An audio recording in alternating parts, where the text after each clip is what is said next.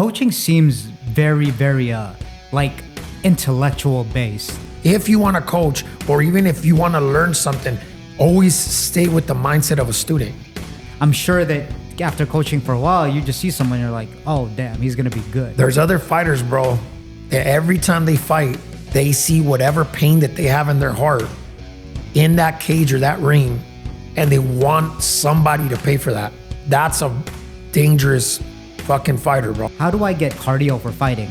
You fight, right? Like that. Yeah, we have PE teachers teaching warriors, and a warrior needs to teach a warrior. You're never arrived, you're always becoming. Because I think that's what life is about. You know, people think that being rich is your bank account. And in reality, man, being rich is just doing what you love. Yes. Whatever people think about you, it only becomes a reality when you accept it. Let them think what they want. Mm-hmm. Fuck them all.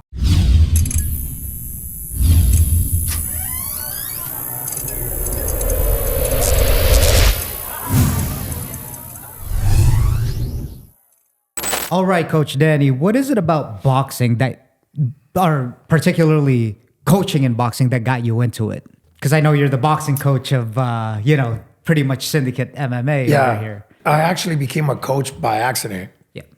So I ended up getting hurt when I was about 22 years old. I ended up ripping my left knee disc. So one of my friends, he was like, he's like, hey man, you're not he's like, I have a fight coming up. You're not doing anything right now. You can't train. He's like, you want to train me? I was like, all right. So I helped him out for that fight. And before you know it, I had like 15 guys that I was training. That's how you got started in coaching? As a coach, yeah. How did you actually get like good at coaching? So I started boxing at 11 years old. And I was boxing out of Golden Gloves Gym here in Vegas. So, that gym, we were fortunate to grow up with a lot of fighters there, like a lot of big names. So like Floyd Mayweather was training out of there. That's where he started his pro career. I got to see a lot of Mike Tyson's camps out of there. We had Bram Bull training out of there. He was the WBC, I believe, lightweight champion at the time out of there. Lightning Lonnie Smith, Terry Norris. Like you just had the who's of who's there. Roger Mayweather obviously was from there. Jeff Mayweather. But when I started training there as a kid, and then obviously as I got older, when I was 22, that's when I ended up getting hurt. And then what happened? So I ended up ripping my left knee disc. Ooh. So one of my buddies, he was like, hey man, I don't have nobody to train me for this fight. He's like, do you mind helping me? He says, you can't train right now. I was like, all right, cool. And then before you know it, I had 15 guys, and I became a professional boxing coach first so I did it kind of backwards instead of like training amateurs, building amateurs. At first I was like that. I had that bitterness, like where, damn man, I didn't, I sucked, man. Like I couldn't make it as a fighter. Like this is all I can do. But then as I started getting older, I started seeing that my calling was never to be a fighter. My calling was to be a coach, because it really takes skills, man, to be a coach. And I was given the God-given ability to teach, and not anybody could do that, man. It takes a special person to teach. You could have the best athletes in the world. That doesn't mean they could develop any other kid to do what they did. Yeah, coaching seems very, very like intellectual based. You see everything. Yeah. Like it's an overall kind of like, okay, we got to do this. And we're not just talking MMA. I mean, it's the subtleties of like boxing, right? It's kind of like the footwork and then how you move, how you slip. There's so much that goes into it that athletes, like, they can't worry about that. They got to like worry about what's going on like in the ring. And it's your pretty much job to like kind of pinpoint that out. Would you agree with that assessment, or is it what other perspective? Well, the most important thing that you got to do when you're developing a fighter is the mindset. The mindset of giving them literally the art of war. Like, you have to let them know that this is not a game.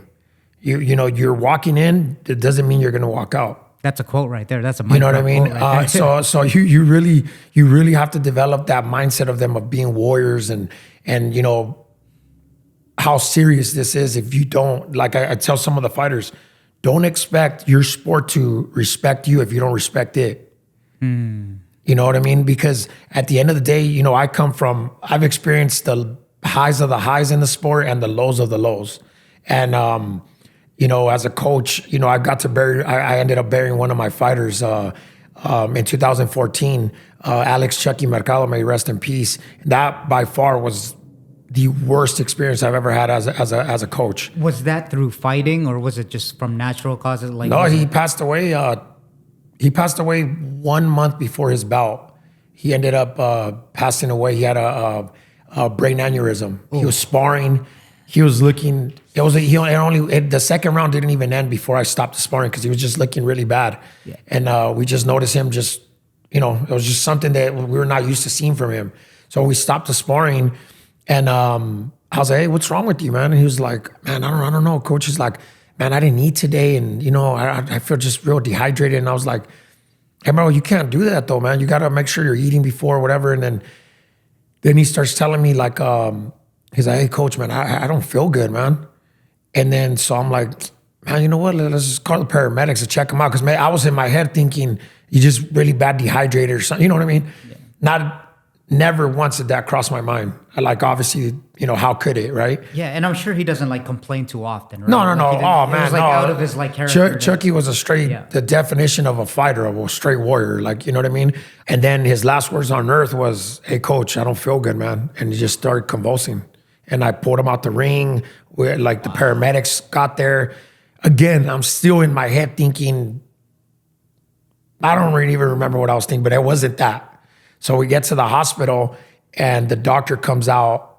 We're in the back. The doctor comes out within a few minutes. He's like, hey, do you know his family's contacts? And I was like, no, why? He's like, I need you to contact his family right now. He's like, he needs emergency, brain surgery, all that. And I was like, are you kidding me right now? And it was bad. They ended up, I believe a week later, they pulled the plug on him. By then, he was unresponsive. Unresponsive. Yeah. They said he was going to be a vegetable and stuff like that. So, it's unfortunate, man. It's that's the sad reality of the sport that we love. Whether it's boxing, whether it's MMA, whether it's Muay Thai. If you're in a fighting sport, man, it's brutal. Any way you think about it. That's why with me as a coach, I get very offended when I hear other fighters are like, well, nobody dies in the ring or nobody dies in the cage. That's a big one, yeah. For me, it's a very, very sensitive subject, and I'll walk away from conversations like that because they'll really turn into something big with me because I've experienced burying one of my fighters. Yeah. Do you think that's a very specific, I know MMA, every combat sports, Muay Thai, there's CTE involved, but particularly boxing, right? Because you hear from history, James Toney or, just people that have boxed for quite a while, and they see boxing in particular. I don't know if it's just mainstream media in general that, gets that out, but then CTE seems to be very, very prevalent. Now, it makes sense because you're trying to hit him in the head and go for the knockout and stuff like that. Whereas it's MMA, you got takedowns and there's many ways you could win. Yeah.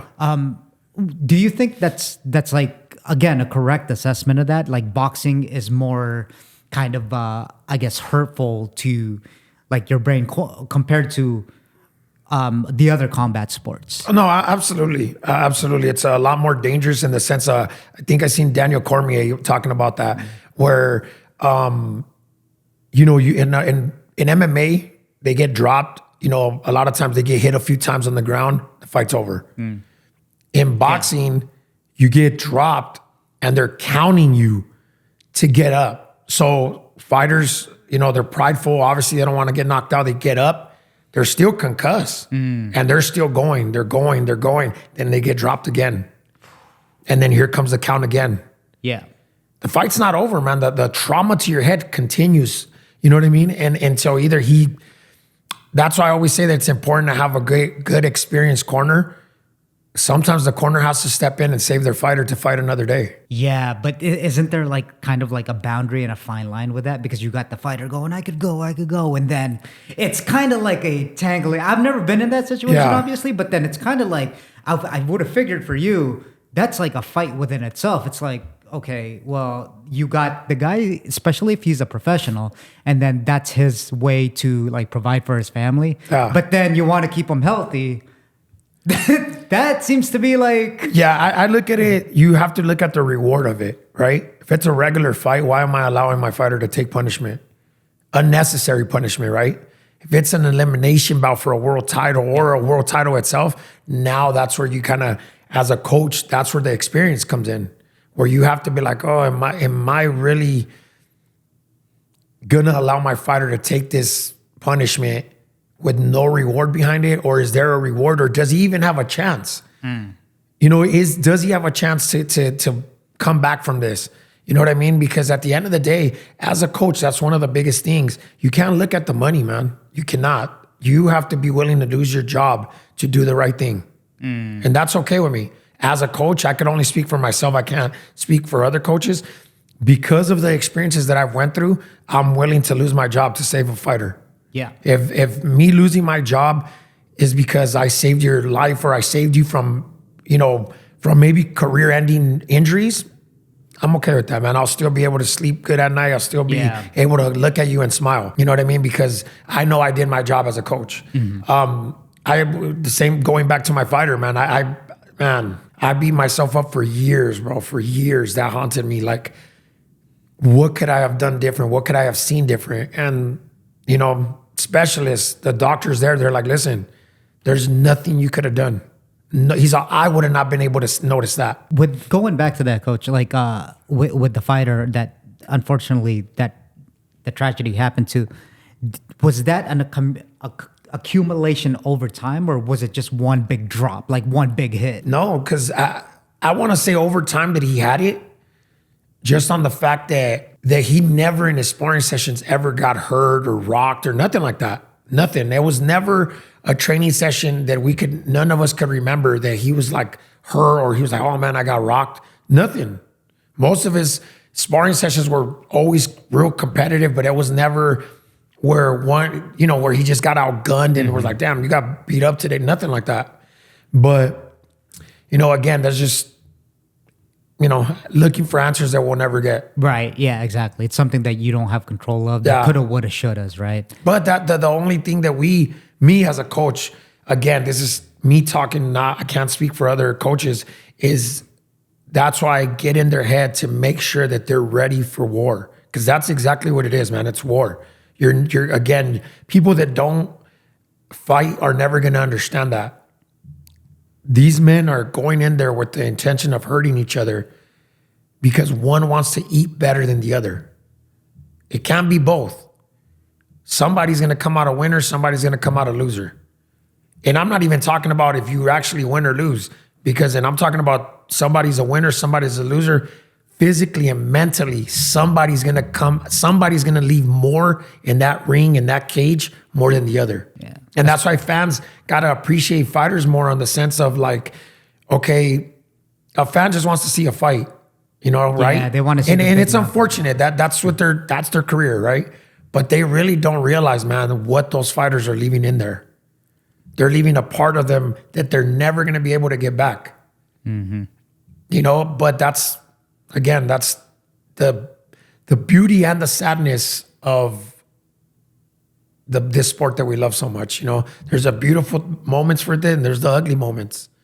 And the ugly moments for me is sad, man, when I see a fighter that once was the man, and then he goes into that cage or that ring, and you're like, damn, man, that old lion's still trying to fight, but you just don't got it. For me, that's heartbreaking, bro, to see fighters, even if I'm not a fan of theirs. You know what I mean? To me, it's sad. I'm like, damn, man, hats off to that old lion still trying to fight for the territory, but just ain't there no more. Yeah, I think that thing that you're talking about just now is just so primitive in us. It's not just in boxing. I mean, it's basketball, right? When they're way past their prime. I know it's not like getting hit in the face or anything, but then it's like, okay, well, Kobe knew when to call it quits, right? Because he just didn't have that juice anymore. Absolutely. He scored. He wasn't shooting the same. He had to adjust his game.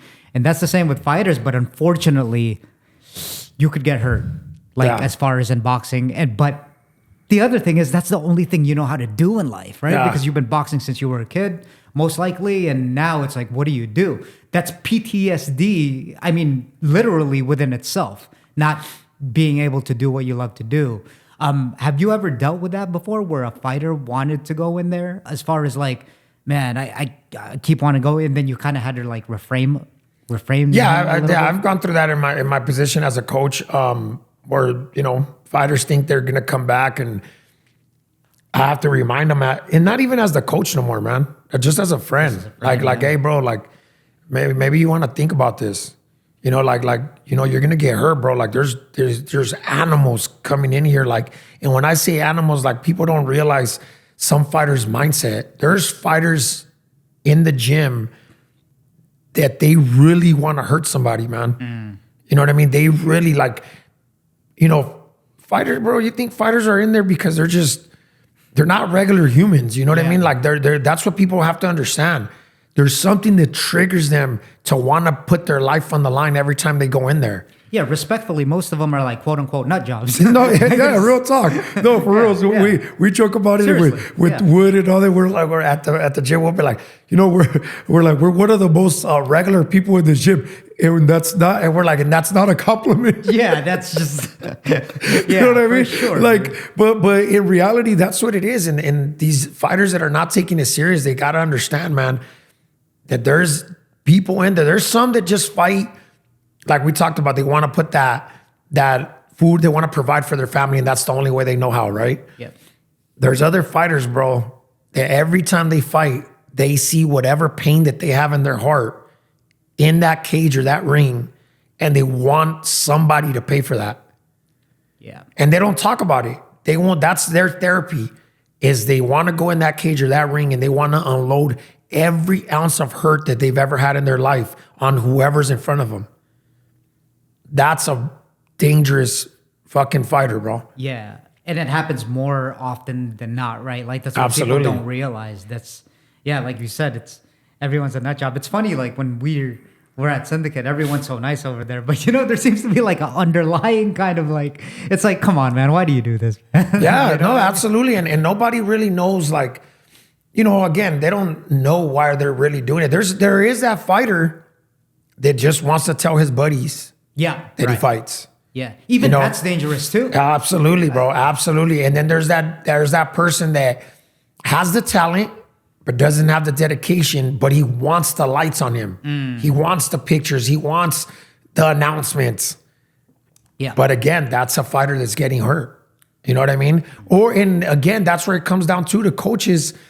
There's those fighters that are delusional too, though, that they got the drive to train. They got the you know, the mindset of like, oh, I want to be in there. I want to win. But they just don't, the skills are just not up to par with what's in their head, right? Where they see themselves. That's where you got to be a good coach. And that's, again, if it takes losing your job for that, you know, to train them, then, you know, whatever, because it is what it is, because on the sense of you have to be realistic. You have to spit some knowledge and some reality checks to your fighters of, listen, bro, you know, let's just stick to these regular shows, or, you know what I'm saying? Like, stop looking for them big shows, bro. Cause, you know, you're going to get hurt especially in MMA. You're going to get hurt really bad for a really little purse, bro. Like, you know, like, chill out, man. Like, maybe we should do something else. Yeah. Like, AKA you can't hang yet, right? Yeah. At least yet.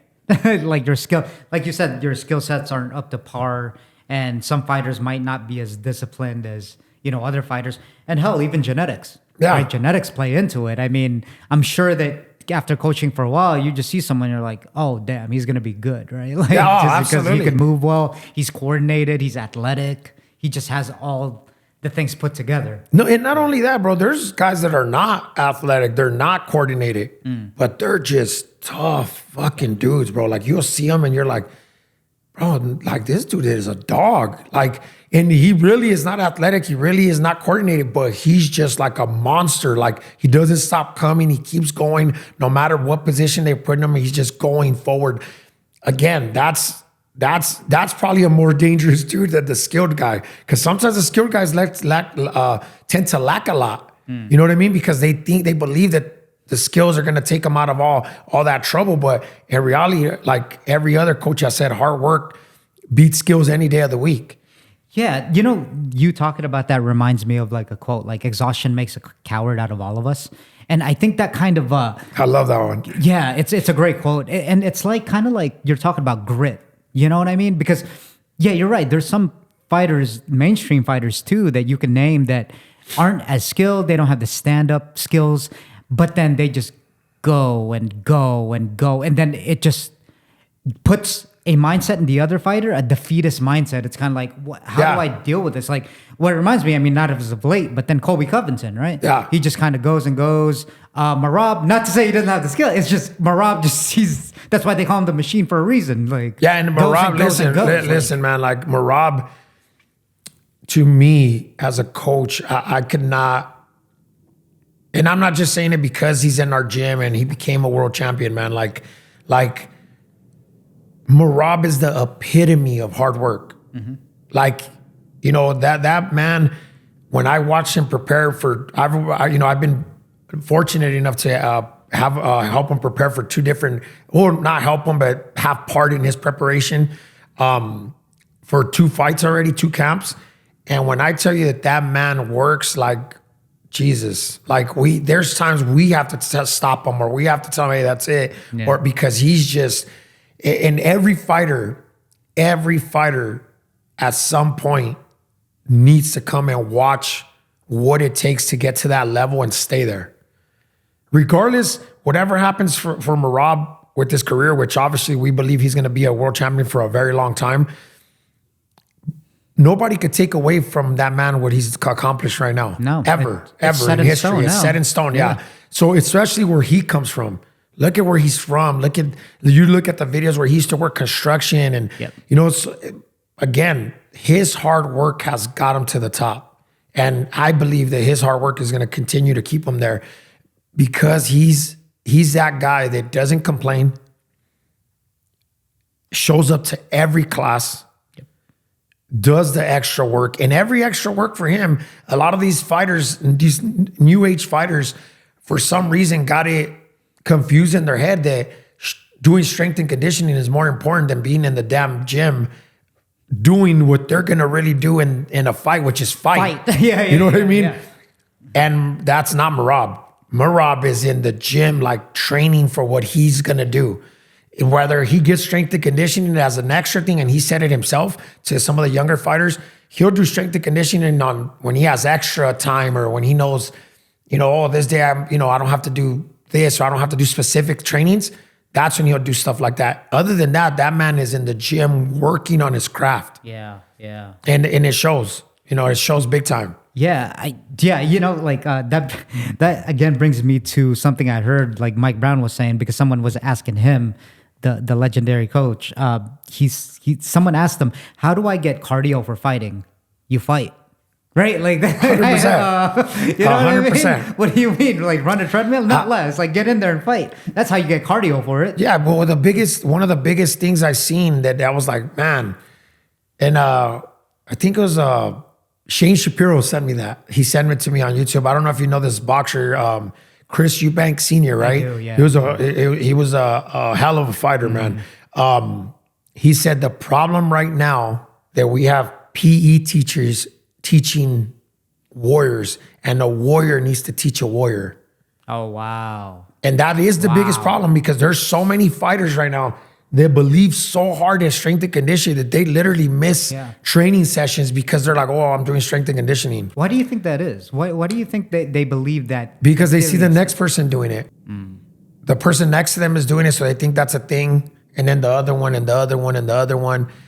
Not saying that that's not important. I'm not, for people that are going to watch and criticize, I'm not saying that's not an important thing, but it's not more important than you training for actual fight, man. I agree, yeah. There's nothing that's ever going to get you ready for a fight than being in your fight gym working on your craft. Yeah, logically, that doesn't even make sense. Yeah, I mean, right? And you shouldn't be skipping on your training at your gym with your coaches because you have strength and conditioning. Yeah. That should never be a thing. Like, hold on, coach, I got strength. Yeah. What were we going to work out today, coach? Oh, you know what? I got strength and conditioning. It's like, all right, bro, good luck. Yeah, it's like the coach is saying, yeah, today we're going to work on footwork. You know what? Hold up on that, coach. I'm going to go bench press. Yeah. Like, let me go do this real quick. Let me throw the medicine ball against the wall. You know what I mean? That's going to help me with me not getting taken down. Yeah. You know what I'm saying? So, again, it's just fighters, the way there's their mentality and fighters not, instead of paying attention to the people next to them, it's like, man, pay attention to the guys with, 20 years, 15 years experience in building fighters. You look at my track record of my fighters in Vegas with boxers, and I have a great track record of building fighters from scratch. You know what I mean? You look at Coach Wood, the same thing. Yeah. Coach Wood's been in the game so long. Like, man, like, trust your coaches, man. Trust what your coaches are telling you. And the fact that the coaching staff that we have at Syndicate, man, is, again, not because I'm there, but I'm there too. But the coaching staff that we have, man, is just incredible. Like, honestly, like, I really strongly believe that we have one of the best coaching teams in MMA right now. As far we have, you look at Jiu-Jitsu with Coach Jerry, with Shane. The Shapiro brothers not only are they fucking badass Jiu-Jitsu coaches, they used to be, they're fighters too. Man, you know what? But yeah, before we go on with that, like, I completely see, with you, Coach Wood, the other coaches. Yeah, I mean, just because I take Jiu-Jitsu, mostly with Jerry, it's the class I take the most, Jerry and Shane. Just that example alone, they walk the talk. Yeah. Like it's so, like, I've been to some gyms where, the coach is just kind of walking around with his like belt, and then he's just kind of swaying around. It's like, these guys are rolling every single class, and they're setting the pace for the 20 rounds we got to do on Fridays. Like, they're on there each and every round. Absolutely. Right? Just like, and like you said, going back to why you think it is, like, why people would like weight train rather than actually fight, is because they see other people doing it. Well, that just goes to show that you are your environment. Yeah. Right? You are your coaches. You are like who you surround yourself with. And if the coaches build their students up like that, well, everyone's going to be a pack of wolves. Exactly. And one big flaw in boxing, right? If you look at coaches in boxing, for the most part, all out of shape. Some, don't get me wrong, some of them will still get in there and chuck it. You know what I mean? Yeah, I mean, they got the skills. Yeah, like you got like Joel Diaz, great boxing coach, Robert Garcia, great boxing coach as well. And those men, there's you could go on YouTube, watch fighters calling them out, bro, and they get in there and put work in them. And they're older men, you know what I mean? That obviously never trained, but they just got that wisdom of how to conserve their energy and stuff like that, right? Yes. But for the most part, in a boxing gym, your boxing coaches are so out of shape, man. Because boxing coaches, when they retire, they retire. Yeah, Coach, you know what? Like, before I forget, I know you're about to say, but why do you think that is, man? Because you're right, man. You see a lot of like fighters when they grow a little older, right? Like Maidana, Ricky Hatton. You look at them now, and that's not to say that they can't fuck someone up. Yeah. Like, but it's like, Jesus, like, do you think they go to... No, for real. Do you think like they go too hard in their career where they're just like, Joe Rogan was talking about that. Yeah, honestly, because I myself been part of that, right? When I started almost 2 years ago at Syndicate, I worked construction and all that before I became a full-time coach again, because I had retired for 4 years, right? So, bro, I went up to, I still got work to do, but I was up to 256 pounds, bro. Right? When I first went in there and I did pad work on one of the fighters, after me and Wood, talking for a couple of months, and finally I went in there, and I had 4 years that I didn't lift a pair of mitts, right? And I did pad work, and after 3 rounds, Wood's like, "Hey, how you doing, man? You good?" And I was like, no, yeah. Bro, inside I was dying. I was like, Jesus, I'm out of shape, right? Yeah. And seeing Coach Wood, obviously right now, you know, he has some injuries, so he can't train right now physically, right? But you see Coach Wood, he'll be in there sparring with the guys. He's in there rolling with the guys. And obviously you see Shane and Jerry. And then I'm like, bro, you know what, man? I gotta start doing my thing. It was the most eye-opening that I've ever had in my life, where there's a difference between looking like you're in shape. These are all the, you know, all the fitness guys, experts now that they're on, you know, all over social media and telling people what it takes to be fit, that you got to lift to, you can't lift no more and blah, blah, blah. Probably 90% of those guys cannot fight at all, right? But then there's those guys that don't look the part, but they're in shape to go to straight war.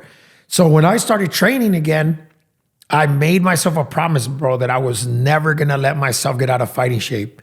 And I don't mean fighting to be in the cage or in the ring. I mean to defend my life if I have to outside in the real world. Yeah, like practicality. Exactly. Yeah. And it's our duty to be in shape. And I went from 256 pounds to 209. Wow. You know what I mean? And again, I still have some work to do. I don't want to be all little, you know, like if I was going to fight or something, but I feel great right now, you know, and honestly, I owe that to being in an MMA gym, because the environment with the coaching staff is almost, I mean, pretty much every single coach is active coaches. And when I say active, is they're training, they're in there doing it. So I became a part of that, and it became part of my life.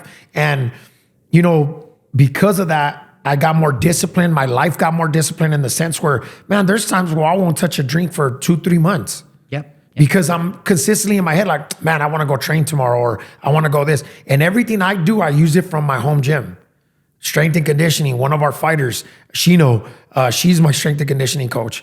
Ramona was my strength and conditioning coach for a little bit. Obviously, my jiu-jitsu coaches are the same coaches that we use for our fighters, Shane and Jerry Shapiro. My Muay Thai coaches, Chris Trauma, you know what I mean? So we use all that in-house. Our wrestling coaches, our ATC guys are Zach, you know what I mean? They're right there. They everything we need is from there. So if you look at all our coaches, they're such in great shape that you want to be part of that. Yeah. You don't want to be that sloppy coach and, you know, you're the one breathing all hard just from throwing one punch.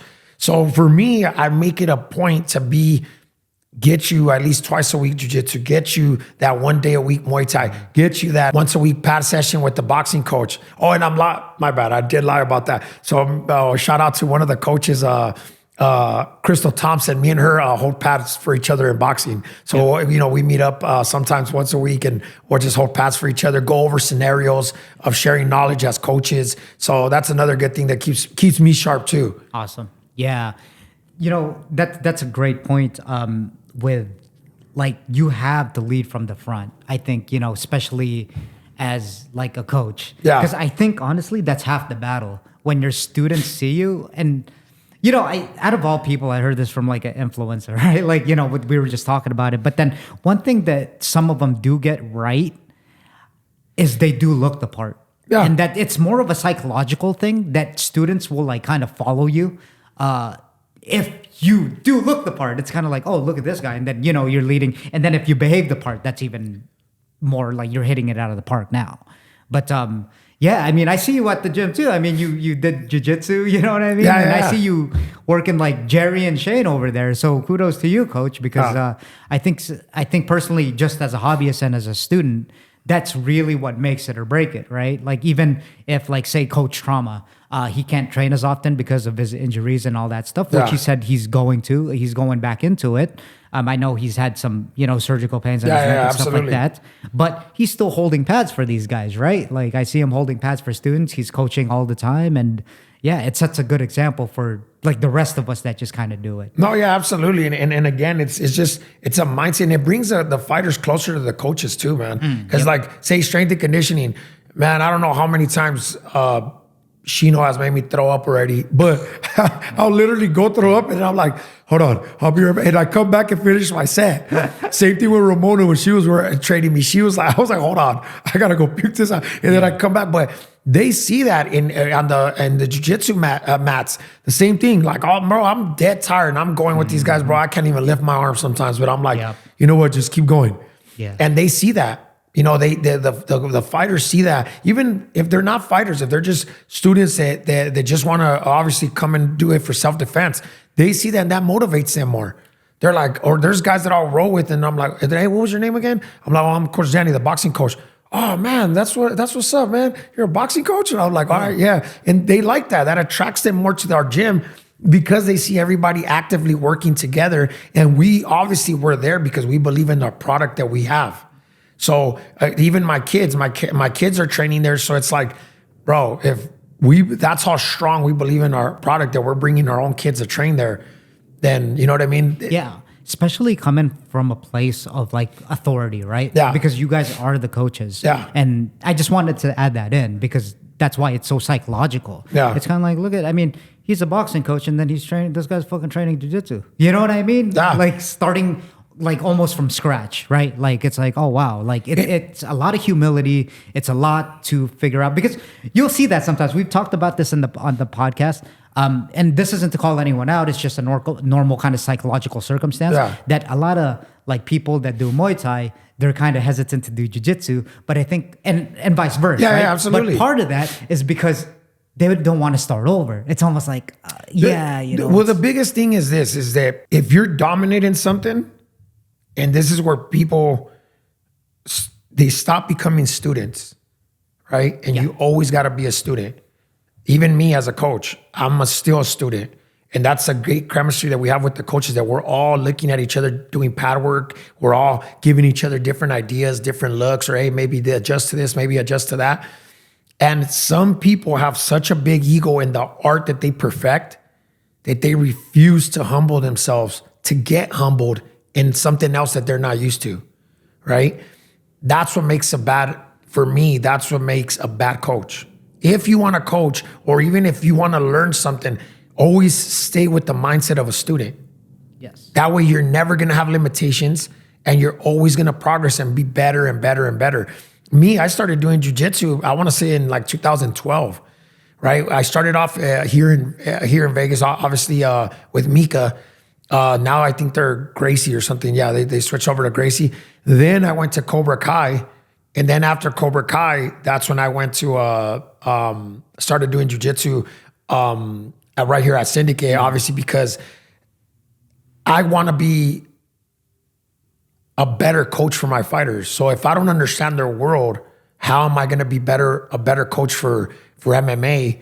I don't want to just be. I do no good for them if I'm just a boxing coach. Right. Yeah. You know, if I stayed being a traditional boxing coach, then I'm really developing bad habits for them, because there's things in boxing that they're going to do for an MMA bout that's going to get them fucked up, right? So I didn't want to be that. I wanted to understand the world of, okay, why am I doing this? Why am I having them do that? So when I train our guys, I just give them the simple ABCs of boxing, and then everything else I add on. It took me about 7 months every single day right there with Wood to understand the cage. You know, you see some boxing coaches that'll be in interviews. Oh yeah, I go and watch once in a while so I could understand the distance. And bro, you're not learning nothing from watching here and there. Mm-hmm. You know what I mean? You have to be in there every day. You have to be in there. You know, I've done the wrestling classes. Obviously jiu-jitsu consistently, Muay Thai, because I want to make sure that I'm a better coach for our fighters. You know, and it took I don't like giving him credit, but Coach Wood, because honestly, Coach Wood made me, like, some of the fighters, like, bro, I don't even see you as a boxing coach no more. I see you as a MMA coach. Yeah. But really, Coach Wood, man, is the one, and I love him for that, bro, because he's humble enough to be able to pass his knowledge, and a lot of coaches don't like doing stuff like that, right? But he's humble enough to pass his knowledge because he wants his gym to succeed and to be that much more better. And that's what's made us, honestly, man, such a dangerous team as coaches these last, I want to say, almost 2 years, man. Yeah, that's for sure. I mean, if you don't train like the other disciplines and you're actually at an MMA gym training MMA fighters, there's going to be like a disconnect a little bit, right? Because like you don't know the positions. I talk to, a lot of fighters and coaches here, and it's just, you need to, okay, so if you have someone that trains for 3 months, it's night and day between someone that just knows one discipline and doesn't train that sport. Like even just 3 months of consistent training, and if you just say use it out in the street, it's night and day, man. Yeah, it's 100%. Like, what the hell? Like it's 3 months. And I love that you said that, because there's so many people that'll be like, you know, they lift weights or whatever. They're like, oh, if I land, I'm gonna hurt you. Listen, man. We got these dudes in the gym right now that are, especially a lot of the civilians that just do Muay Thai, right? Yeah. They don't look like much, but they're in there 5 days a week, religiously, right? Sparring hard. I'm like, bro, you try to grab one of these little fucks out in the street, they're gonna beat the shit out of you. Yeah. Mm-hmm. Like, I don't want to hear if I catch it, you're not catching them. Unless you blindside them or something, that's a whole different story. But if you're going head up against them, they're gonna beat the shit out of you. Same thing if you have a jiu-jitsu guy that doesn't really do much, but is just a little vicious jiu-jitsu guy. You catch him one-on-one and he's like Coach Jerry one time was, showing some stuff. And you know how Coach Jerry is, man, and hilarious in class. So he's like, guys, he's like, do not let them start wrapping the arm around your neck. Because out there in the streets, all of a sudden you're waking up in somebody's trunk, raped. And I'm like, So I told him now, because of him, I was thinking about, I was like, man, for real, man. Like, I was like, so now I don't even let people put their damn arm around me. I'm like, hey, bro. Like, you know what I mean? Like, but in reality, man, because of this sick world that's out here, man, like I said, man, like there's people in these gyms, again, regular civilians that train religiously, that if they need to defend themselves out in the street against another person on a one-on-one, hand-to-hand combat, they're gonna destroy that person.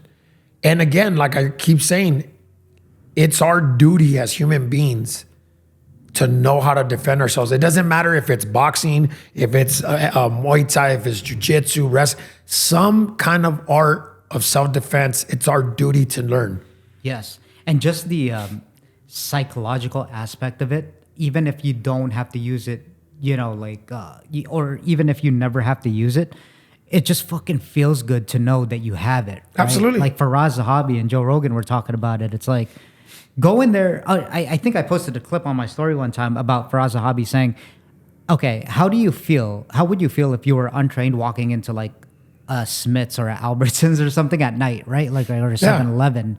And don't get me wrong, I'm not delusional. I know people have like knives and guns out there. Yeah, but absolutely. But just going in there psychologically, and you know how to fight, and just say your vibe about you and your posture. You know what I mean? You walk different. To people, that will stop a fight. Just that in general. It's like, not that you're like dogging people and wanting to start shit, but you're just kind of going about your business. And then the way you talk, you're just like, good, man. Well, and nice and calm. And it's like, that alone will stop a dangerous situation from happening. Absolutely. Yeah. I was just talking to my boxing class on Wednesday about that, where I told them, listen, these are our weapons right here, right? The knees, the legs, our fists, our elbows. I said, imagine this. I said, in which obviously in Vegas, in Nevada, it's open carry laws and, concealed weapons and all that. I said, picture this. You have a guy, and I'm sure we all know somebody that carries their gun every single day, right? And in say a year, he maybe went to a gun range one time in a year. Okay? I told my students, if something ever happens and he hears gunshots, his first reaction is going to be to flinch. Yes. Somebody that's consistently firing their weapon, knowing his weapon, practicing loading, unloading. When he hears that gunshot, he's going to draw. Same thing here. The second nature. You have that person that's like, oh man, I can't fight, but I could hit hard. Well, when's the last time you engaged in a hand-to-hand combat with another human for you to say that, right? Because your first reaction is going to be to cover when they start throwing. Not saying that you're not going to come back and swing, but your first reaction is going to be to cover up. Maybe by that time you're already done, or maybe, you could take a beating and maybe start coming back, right? But you better hope that person that's attacking you doesn't know what they're doing. Yeah. Because if they do, and the minute you cover up, you're done. What's a person going to do that's consistently in the gym, training, working on their tools. The minute they get swung on, they're getting in their fighting stance, ready to defend. Yeah, and The same thing. The same thing with that person carrying their weapon that's consistently in the range practicing. The minute he hears that gunshot, he's drawing to see what's going on. Exactly. The person that's not in the gun range, his first reaction is going to be to flinch. That could be the difference between life and death, right? We're in the streets. Again, that doesn't make us bulletproof. That doesn't make any of that. But it does give us that sense of awareness for danger around us. It does give us that aura of, you know what, maybe this is not going to be a simple victim. Let me go to this guy. You know, and for, especially for these young kids coming up too, man. Like my kids, I'm telling them right now, and I always remind them, and I seen Khabib talk about that, where if they want to compete, that's their choice, right? My youngest one is the one that's competed a lot with jiu-jitsu, with wrestling, all that. All his competitions are his choice. What he doesn't have a choice in is being in the gym. He has to be in the gym. Like you said, duty, right? Yeah, it doesn't matter if he wants to play another sport, that's fine. The days he's not playing other sports, he has to be in the gym. Yeah. And all I'm putting in his head is, number one, being in the gym is going to make him a better person in the future. Yeah, it's going to show him how to push through life. My way as a parent to teach my kids how to get through life in tough situations is being in that gym. Because I know that helped me out a lot as far as getting through hard times in my life. You know, as all those years of being in the gym, pushing. There's nothing harder than being in a gym with another person. Again, and it's in a controlled environment where they're not trying to necessarily hurt you, but they are trying to let you know what time it is, that they can overpower you, or they got more skills than you. Right? They're pushing you to your very limits, where they're in jiu-jitsu, they're on top of you, can't breathe. You're like, you're not going to be like, oh, hey, bro, I can't breathe. No, you're trying to fight your way out of that. Right. And I tell my sons, you doing that, you pushing when you think you can't push no more, tears sometimes coming out of your eyes, and you're trying to get up, you're pushing. You finally get up. That's going to be life one day. Life's going to push you so damn hard that you think you're in your head like, man, maybe that's it. Maybe I'm done. Then you remember all the stuff you've been through, all the mindset of pushing, and you're going to get through it. You know, relating to that, not just the physical aspect of it, but then when, you know, this is cliche, and obvious, but it's one of those things where if you don't feel like doing something, you better just go do it, right? Like that's what discipline, or the gym teaches you what to do. Oh, you're not feeling good? Okay. Like, go to the gym, dude. Like, you know what I mean? Make that routine and a habit for yourself, so it's on autopilot, right? It's kind of like, that's what makes you like a fucking man. Yeah. Pretty much. Or a woman, though, honestly. Or a woman. No, because in reality, like, again, that's everybody's duty to do it, man. Absolutely, there's times where I don't, you know, we all, the coaches, we all talk about it. We don't feel like sometimes being in the gym. But at the end of the day, for me,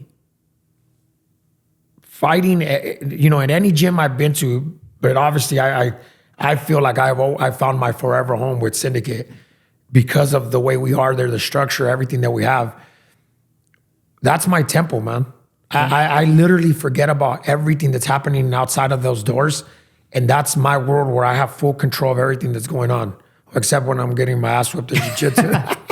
You know what I mean? But in reality, man, it's my world. Like, I love being in there. I love the fact that it's my meditation, where I'm having those bad days, man, and I'm just rolling and getting choked out. And I feel, or I'm in Muay Thai, and Coach Trauma has us doing some crazy shit. For some reason, the days that I choose to go into Muay Thai, he has us doing the craziest stuff, right? And I just come out of there, man, feeling so relieved. Yeah. You know, and I that's why I encourage, you know, the regular human being, like, listen, you don't have time to do nothing else. You only have time to say hit weights. Man, listen, fuck those weights. Get into a gym for self-defense, and I guarantee you're going to feel that much better about yourself. Yeah. Because again, you're doing something to really get that aggression out of you, right? And you're also getting yourself prepared for the real world in case something happens. Not knocking people that do weights, man. That's, you know, I love seeing people, you know, getting it and doing their thing. That's their thing. But again, if you're not training and fighting, I don't give a shit how much weight you're lifting, bro. You ain't doing shit to somebody that knows what they're doing. Yeah. Plain and simple. Fighting is so primitive. it's everything. It's so primitive. It's so exciting to do. You feel like you're okay. So with weight training, right? Yeah, you could do like different workouts and stuff like that, so you don't plateau. But then with fighting, there's always something to do. Like there's never like, here we are, we made it. You know, I'm a good boxer. You know, okay, go train jiu-jitsu. You know, or not even like, oh, I'm a good boxer now. Okay, we'll go train some more of your footwork or the movement. You're never staying stagnant because, like you said, if you are, oh man, you better hope. No, it's like one of our we're clowning one time. One of our fighters, Vince Morales, you know, his wife's Shino. So she trains me. You know, he was in there watching it. I was like, man, I said, man, listen, I don't care about looking the part. I like, you know, I want to be ready. I'm ready for war. Like, fuck all that. And then his fucking ass was like, I know, coach, you're gonna be all go, no show. And I was like, fuck you, fucking dick. That's so funny, man.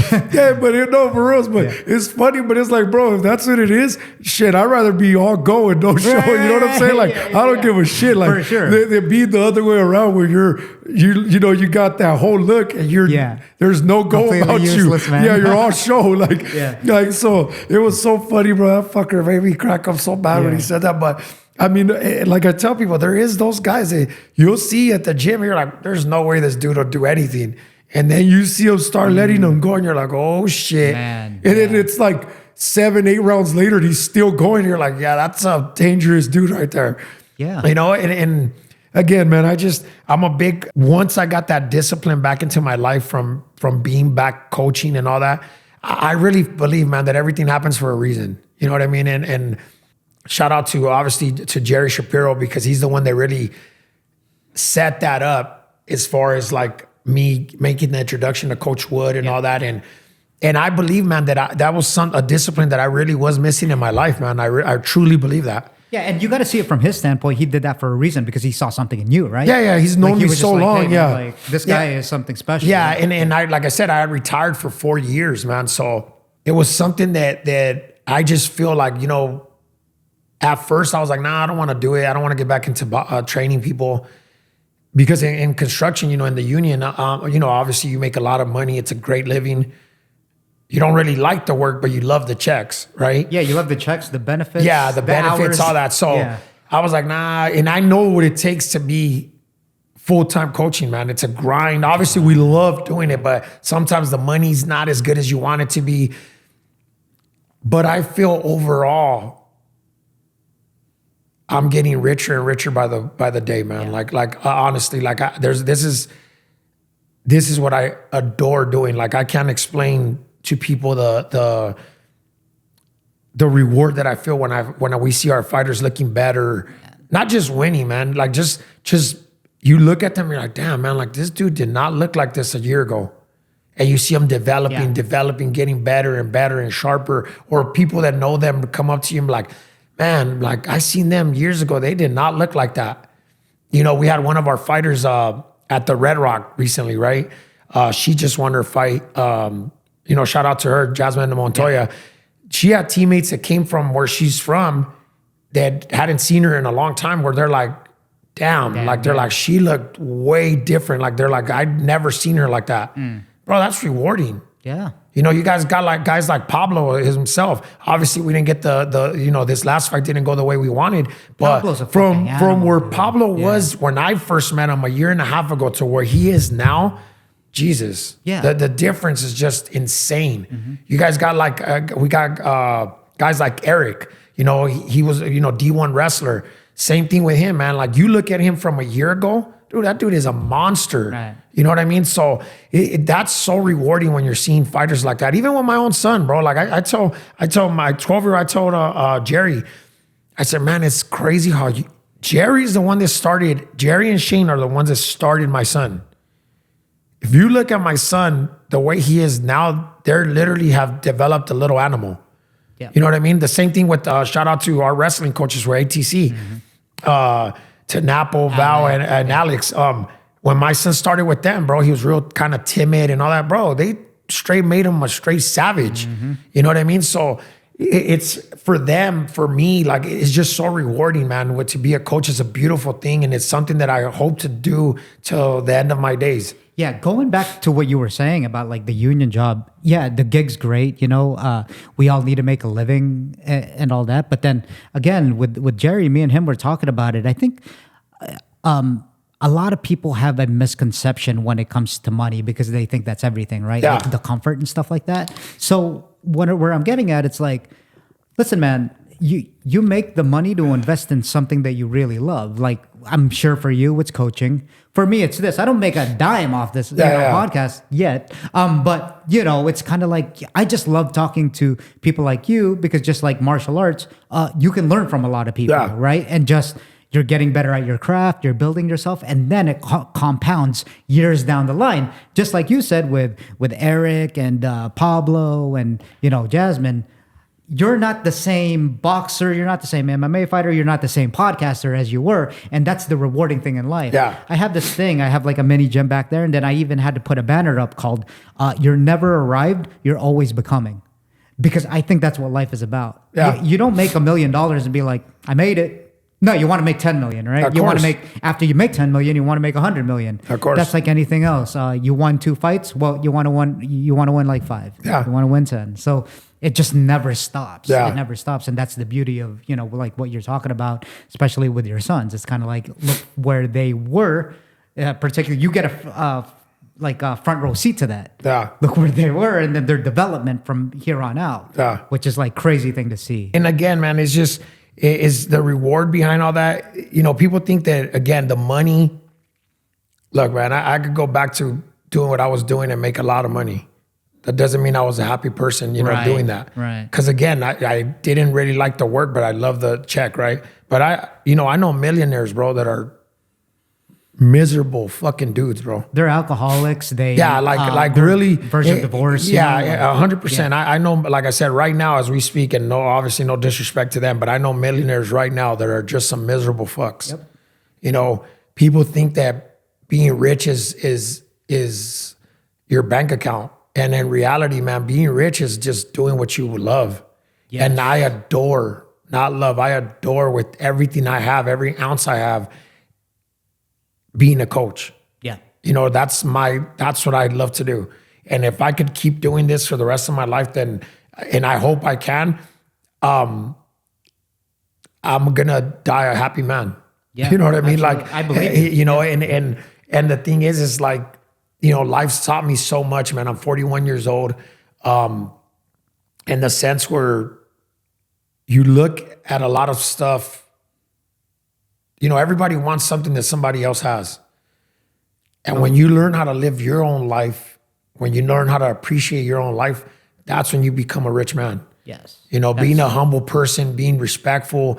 And of course, everybody all makes mistakes. But like I tell my kids, like, listen, man, when I leave this earth, I want you guys to understand that my whole goal is to make you good men. I don't give a shit what you end up doing. I'm going to support whatever you do. Just be good people. That's it. Being good people is going to be the key to a great, successful life. Of course, that doesn't mean being a fucking punk, right? Don't confuse that either. People are like being a good person to being a punk or something like that. No, is try to your best to be a good person. Now, when somebody chooses you up, then you have to act accordingly. Yeah. Comparison is the thief of joy. Yeah. About like what you were saying about like everyone wants something that someone wants. Listen, man, like even if you're some high level, like say boxing coach, high level, whatever, it comes inner, right? It's ultimately you're trying to prove yourself something than anyone else. And that's where kind of like growth happens. That's where you're at peace with yourself. You're like, oh man, I did 12 rounds of jiu-jitsu today. It's not for anyone to hear or for you to brag. It's just you knowing that you did it and you just got better from it and you feel good. Those endorphins are coming out. That's just what makes it what it is. Yeah. Not the cars that you have and all that stuff. No, absolutely. Yeah. And once people, I feel like they start understanding that, they'll be better off, with anything in life. It doesn't have to be about fighting. I mean, everything's not just fighting, right? And everything's just not money. There has to be, we have to, as individuals, have to make sure that we know how to balance ourselves and check ourselves. Because again, man, I believe that everything happens for a reason.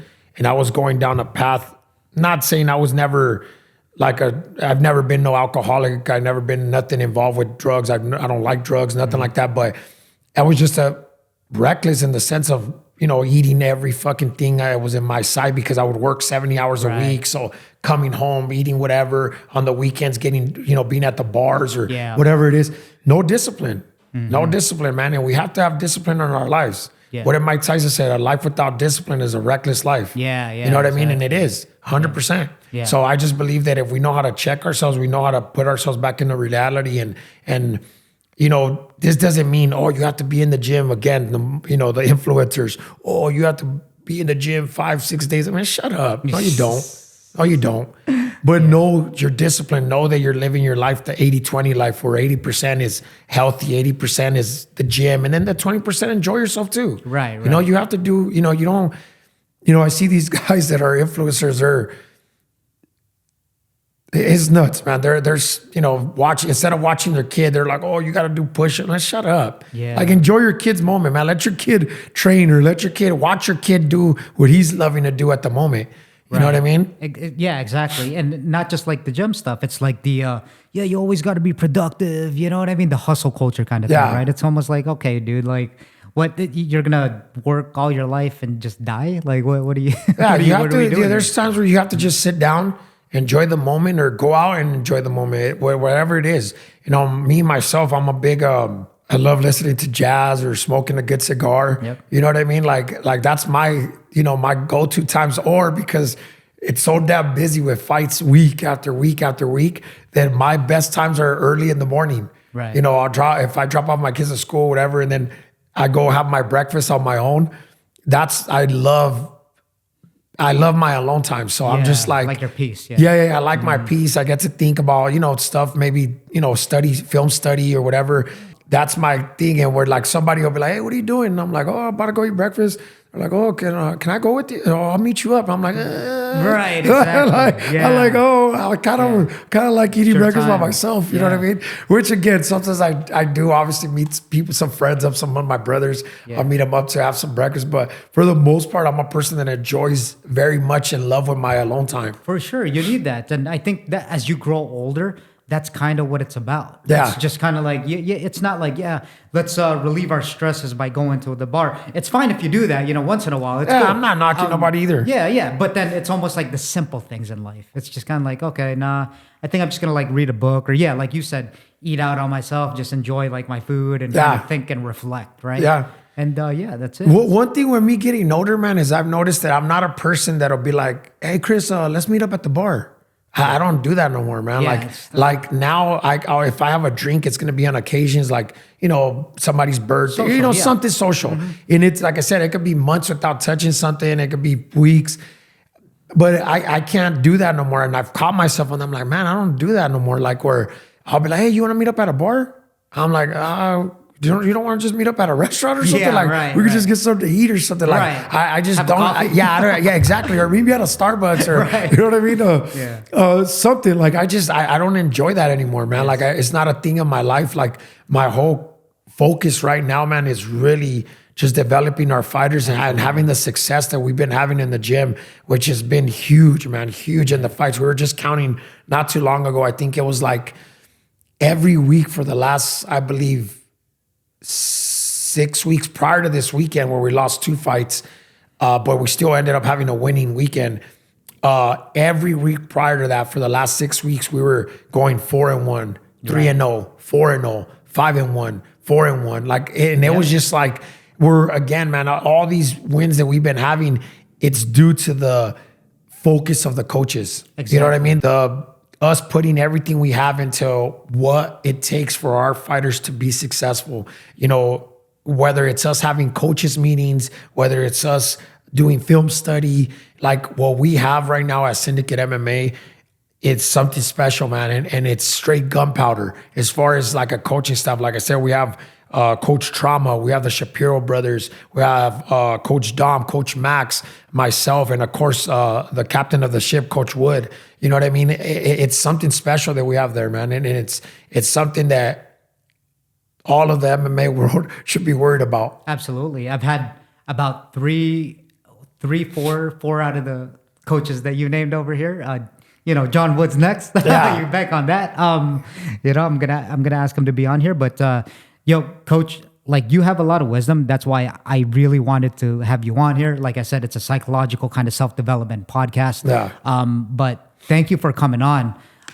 Do you have any last words as far as like maybe just not even just about fighting, but maybe advice in life? So self-belief, man. I was talking to my oldest son right now on people put limitations on themselves and they want to tell you to have limitations on you. You know what I mean? Because they're scared to go after what they want.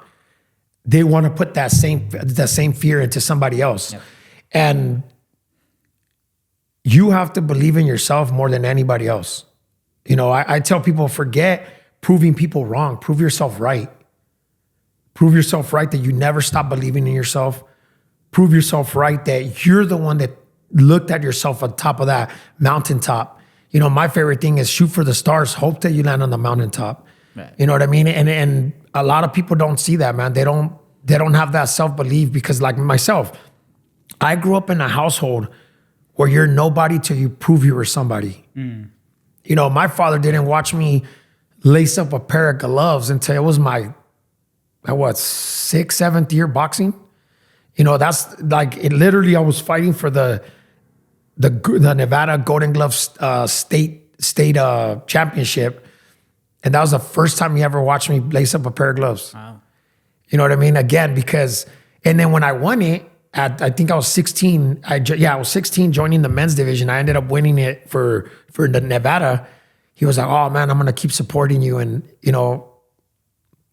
at the time I was like, "Bro, I'm already driving myself." Like I literally drove myself to the weigh-ins, drove myself to the fights. So with a lot of people, I'm like, "Bro, listen. If you believe, you don't need anybody else to believe in you." Yeah, prove it to yourself. You prove it to yourself. Yeah. Like stop worrying about what other people think. Stop worrying about what the limitations they put on you. Whatever people think about you, it only becomes a reality when you accept it. Let them think what they want. Mm-hmm. Fuck them all. Absolutely. You know what I mean? Again, if you shoot for the stars and you land on the mountaintop, you're still going to be looking down at those people that doubted you anyways. So why even give a shit about them? Yep. Everyone thinks you're crazy till you actually exactly there, right? Yeah. Yeah. You have people. Now you're a genius. Exactly. You have people. Oh, he's a bum. He's this. He's that. He's not that good, bro. That person you're calling a bum. That person you're saying that they're not that good. They're just a main event at this card, or they were that a main event or that. Or as a coach, you just worked one of the most important fights in the UFC. It's like he's doing pretty good for a bum. You know what I'm saying? Yeah. And then you look at those guys. More than likely, 90% of the time, they don't have anything going on. Absolutely. Right? Absolutely. It's a projection. And who cares? Honestly, who cares what they got going on? Like I tell people, like, bro, again, it comes down with being a good person, bro. Mm-hmm. Like I seen that quote where it says we're all a little bit fucked up in the head, and that's okay because we all are, right? Yeah, absolutely. It's when you're fucked up in the heart that makes you a piece of shit, right? Like so be a good person. If somebody that was rooting against you is not doing good in life, God bless them. Yep. You know what I mean? I'm by no means am I a religious person. I don't believe in religion. I believe in God, and I pray every single day and every single night. But God bless them, man, and hope for the best for them. I'm a person that I don't wish nothing bad upon even my enemies. It is what it is, man. So I just keep moving with my life, worried about yourself, and I think good things will come to you. Perfect, Coach. That was a mic drop right there.